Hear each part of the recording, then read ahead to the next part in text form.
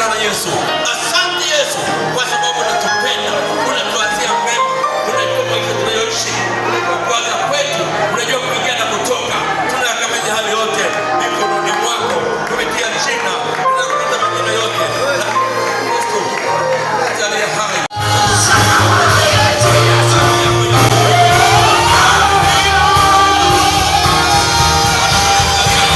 Ninaposimama mbele yao ninaona watu waliofanikiwa. Ninaona Mungu anaenda kuwaponya kwa namna ya kipekee sana.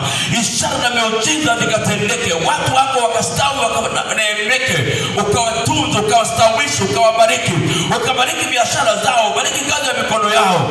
Bwana usiwaache wala usiwapungukie. Katika jina la Yesu Kristo wa Nazareti aliye hai, ninatamka baraka juu yao. Bariki biashara zao, bariki uzao wa tumbo lao, bariki wengapo na watokapo Bwana, katika jina la Yesu Kristo, katika jina la Yesu, katika jina la Yesu, katika jina la Yesu. Neema yako iwe juu ya watoto wako Bwana, ukawabariki wanapoondoka, ukawalinde katika hatari zote za roho na za mwili, katika jina la Yesu Kristo. Wote tuseme amen. Ninaposimama mbele ya Mungu ninaona watu waliofanikiwa. Naona Mungu anaenda kuwafanya kwa watu wa muhimu sana katika ulimwengu wa roho. Mungu awabariki, Mungu awatetee. Tunaomba tusiache kuja kwenye maombi jioni. Maombi ndio uhai. Mimi sitaki nitumie nguvu sana kwenye eneo hilo kwa sababu ni kwa maslahi yao. Jamani, Bwana Yesu asifiwe sana. Jina la Bwana libarikiwe. Nakwambia mama fulani mnamuona sasa ndio maana kumbe anakonda jamani. Ndoa yake ina matatizo. Jamani, lakini nimekwambia wewe usimwambie mtu mwingine. Akitoka pale ameshasahau kama amemwambia yule wa kwanza kwamba nimekwambia wewe tu. Usimwambie mtu mwingine. Yeye mwenyewe huyo anatoka pale anaenda kumwambia mtu mwingine. Jamani, Mungu atusaidie. Mtu anapokushirikisha jambo lake, beba huo mzigo, muombe. Leo nimekuja kwake, kesho labda ni kwako.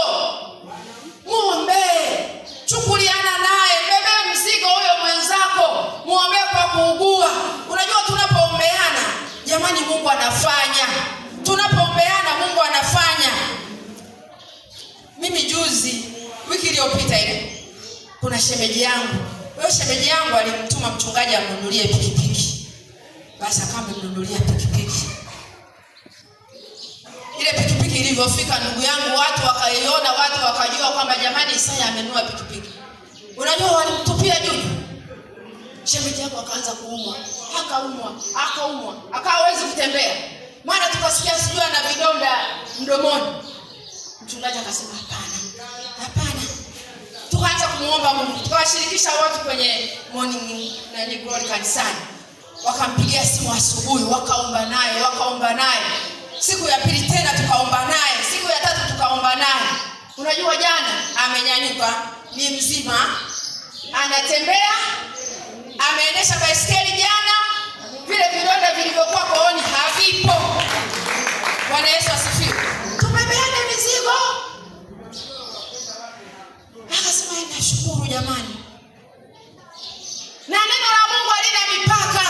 Hata ingekuwa wapi maombi yanafika, ili mradi wewe uwe mkamilifu, uwe mtakatifu. Maana maneno nayo ni kizuizi cha maombi. Bwana Yesu atusaidie sana.